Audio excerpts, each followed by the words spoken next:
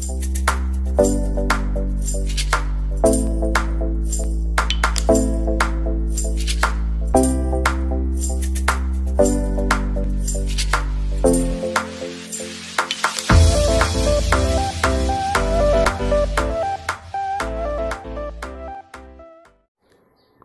दोस्तों, बहुत बहुत स्वागत है आपका AGS एजुकेशन में।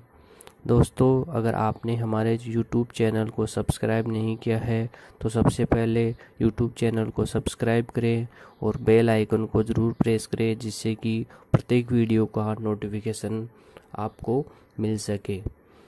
दोस्तों, अगर आपने हमारे पिछले वीडियो नहीं देखे हैं तो पिछले वीडियो को ज़रूर देखें। पिछले वीडियो में हमने माहेश्वर सूत्र और उच्चारण स्थानों की चर्चा की थी। आज हम यत्नों की चर्चा करेंगे। देखिए, यत्न का मतलब होता है प्रयास। यत्न का मतलब होता है प्रयास। देखिए, यत्न यानी प्रयास। यत्नों की अगर हम बात करें तो वर्णों के उत्पत्ति के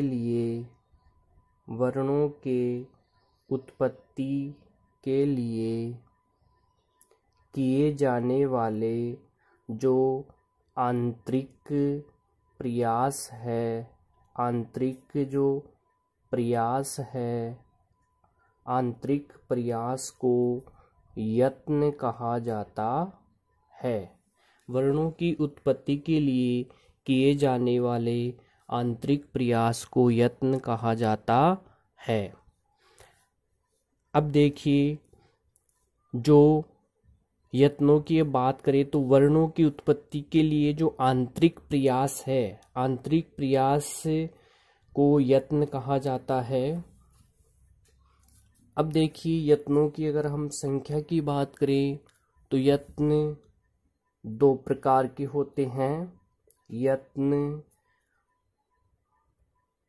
यत्न दो प्रकार के होते हैं। पहला है आभ्यंतर यत्न और दूसरा है बाह्य यत्न। पहला है आभ्यंतर यत्न और दूसरा है बाह्य यत्न। अब देखिए, पहला जो यत्न है आभ्यंतर यत्न में अगर हम बात करें तो जो वर्णों की उत्पत्ति के पहले के जो आंतरिक प्रयास है उनको यत्न कहा जाता है, यानी आभ्यंतर यत्न कहा जाएगा। वर्णों की उत्पत्ति से पहले का जो आंतरिक प्रयास है उसको आभ्यंतर यत्न कहा जाता है। वर्णों की उत्पत्ति के पहले के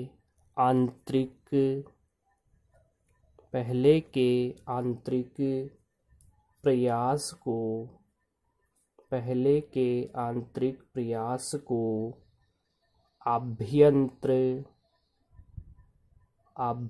यत्न कहा जाता है।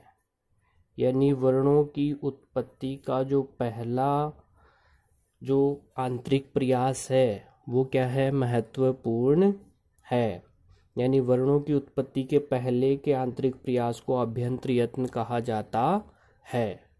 आगे हम बात करें आभ्यंतर यत्नों की तो लघु सिद्धांत जो कौमुदी है,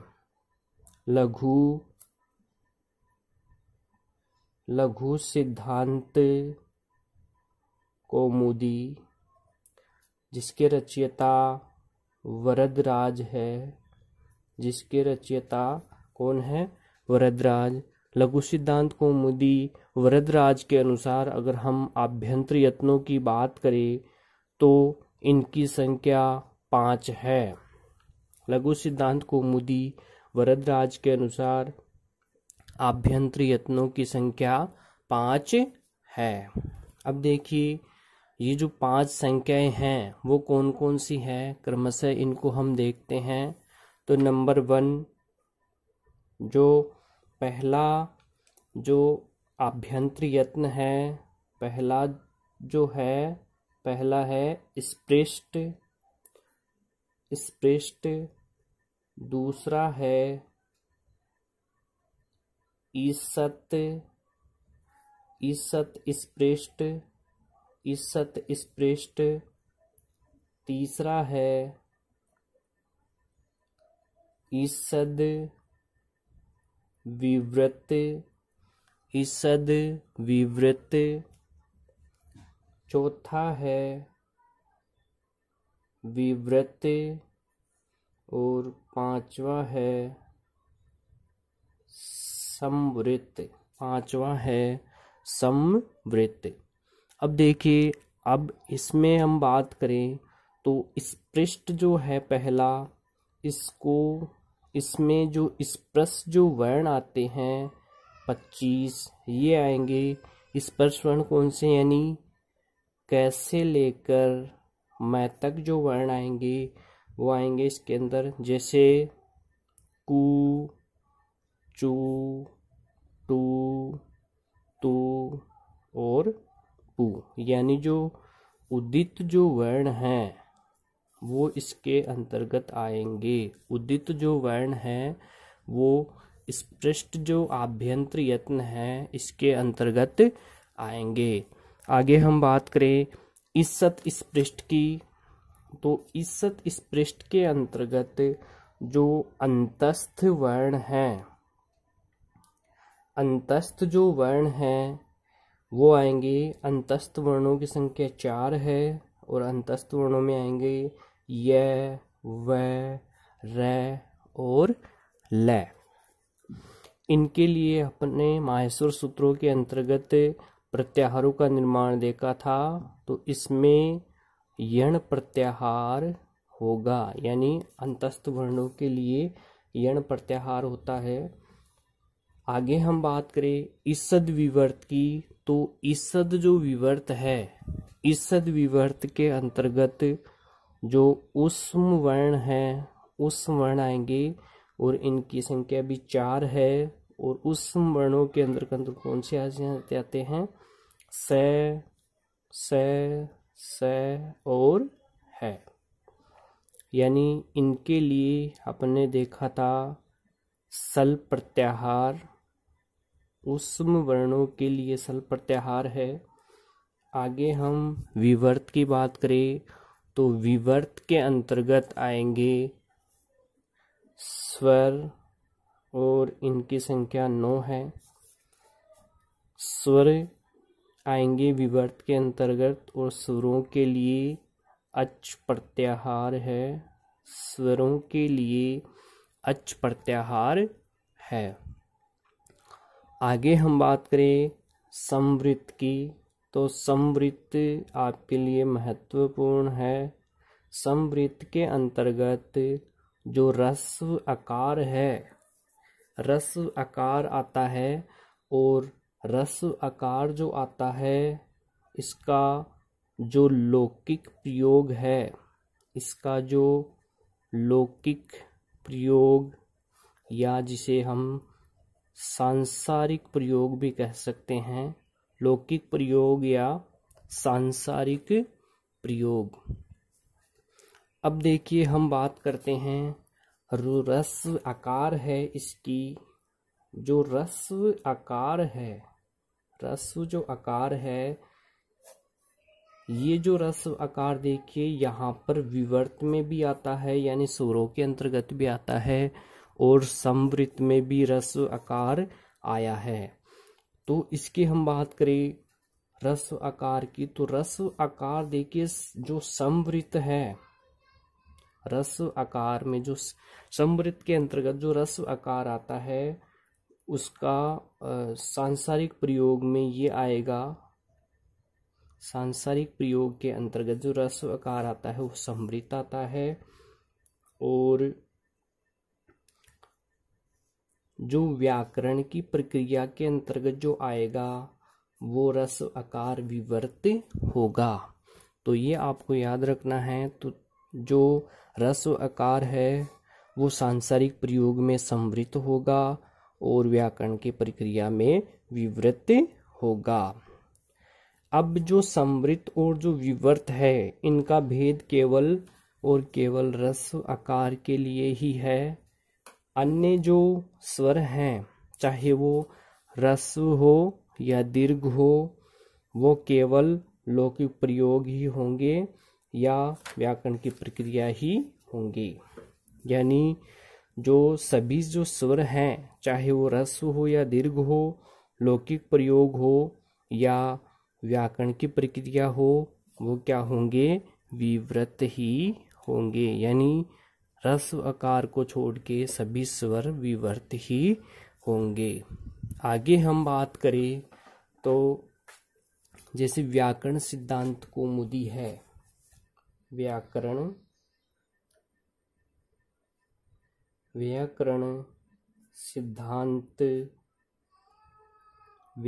सिद्धांत कौमुदी जो भट्टोजी दीक्षित के द्वारा रचित है। भट्टोजी दीक्षित के द्वारा जो रचित है व्याकरण सिद्धांत कौमुदी, इसमें जो आभ्यंतर यत्नों की संख्या बताई गई है वो 4 बताई गई है। व्याकरण सिद्धांत कौमुदी में आभ्यंतर यत्नों की संख्या 4 स्वीकार की गई है। वो कैसे स्वीकार की गई है देखिए। यानी व्याकरण सिद्धांत कौमुदी में जो उष्म वर्ण है, उष्म वर्ण यानी ईसद विवर्त जो है, उष्म जो वर्ण है, उष्म वर्ण और स्वर, उष्म वर्ण और स्वरों के लिए केवल आभ्यंतर यत्न विवर्त ही स्वीकार किया गया है। उष्म वर्ण और स्वरों के लिए केवल विवर्त जो आभ्यंतर यत्न है वो ही स्वीकार किया गया है। अर्थात हम बात करें व्याकरण सिद्धांत कौमुदी में तो व्याकरण सिद्धांत जो कौमुदी है वो ईसद विवर्त जो आभ्यंतर यत्न है, ईसद विवर्त आभ्यंतर यत्न को स्वीकार नहीं करता है। तो इस तरह से व्याकरण सिद्धांत कौमुदी में आभ्यंतर यत्नों की संख्या 4 स्वीकार की गई है। आगे हम बात करें तो ये तो पहला हो गया आभ्यंतर यत्नों का जो प्रकार है, पहला आभ्यंतर यत्न। आगे हम बात करें जो दूसरा जो आभ्यंतर यत्न है, दूसरा है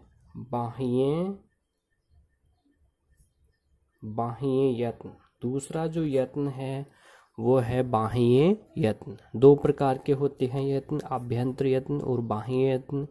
ये अपन ने पहले आभ्यंतर यत्न देखा है, इसमें ये महत्वपूर्ण है पूरा। आगे हम बात करें तो बाह्य यत्नों की बात करें तो ये मैंने लिखा था वर्णों की उत्पत्ति के पहले के आंतरिक प्रयास को आभ्यंतर यत्न कहते हैं। इसकी क्या हो जाएगी तो इसमें देखिए वर्णों की उत्पत्ति के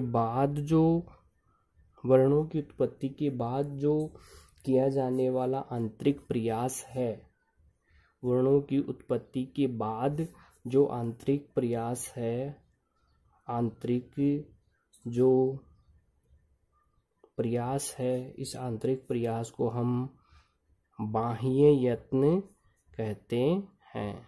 यानी पहले का जो प्रयास होगा वो तो होगा आभ्यंतर यत्न और वर्णों की उत्पत्ति के बाद का जो आंतरिक प्रयास होगा इसे कहेंगे बाह्य यत्न। पहले वाला आभ्यंतर यत्न और बाद वाला बाह्य यत्न।